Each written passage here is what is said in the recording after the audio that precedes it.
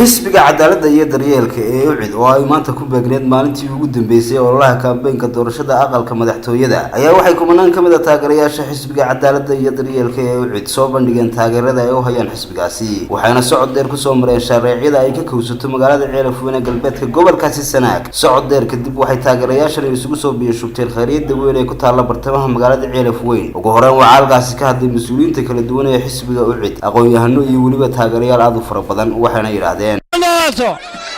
Soomaaliya ha noolaato UCID ha noolaato UCID ha guulaysato walaalayaal waxaynu wadnaa inagu gudoomiye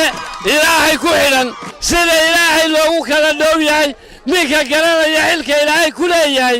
ayaa garanaya xilka ummaddu ku leedahay soo sidaa maaha waxaynu wadnaa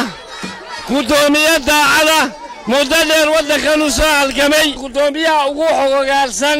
shacabkiisa iyo dadweynihiisu waxa uu qabo waa hogaamiyaha keliya ee og waa ninka og islaanta xaraashka fadhida iyo ka neefka xoolaha raacaya iyo ka iskuulka tegaya nin walba xaaladiisa gudoomiye Faysal waa ninka og adduunyadu waa isqadaris quruunuhu way ismaqlaan inana qaran baynu nahay hadday qodobada ahaato nin iyo qaybtii ahaato miya qarannima jiray war waa ololihii ugu dambeeyey ee xisbiga UCID uu yeesho olole ka dambeeyaa ma jiro war dadweyne waa ka ballanay soo ma ahayn ficilkii baa hadhay fartu ha raacdo gudoomiye Faysal cali waraabe ayaynu ugu ridaynaa ninkaasaa xaq garanaya xaq buu wax ku kaxaynaya waa arkaysaan farta Faysal cali ma siino socodka ma siino waa gudoomiyaha xaqa ee maxaan ku samray saddex wareeg buu samray waa wareegii saddexaad maanta soo heli maayo samirka soo ku heli maayo soo cadaalad ku heli maayo gabagabadina waxa munaasabadaasi soo afmaray gudoomiyaha xisbiga cadaaladda iyo daryeelka ee UCID ee degmada Ceelafweyn Yaasiin Maxamed Yuusuf wuxuuna yiri in badan baa baxa taagneedeen taageeradiina iyo bambixina u muujinaysan ugu soo baxdeen xisbiga cadaaladda iyo daryeelka ee UCID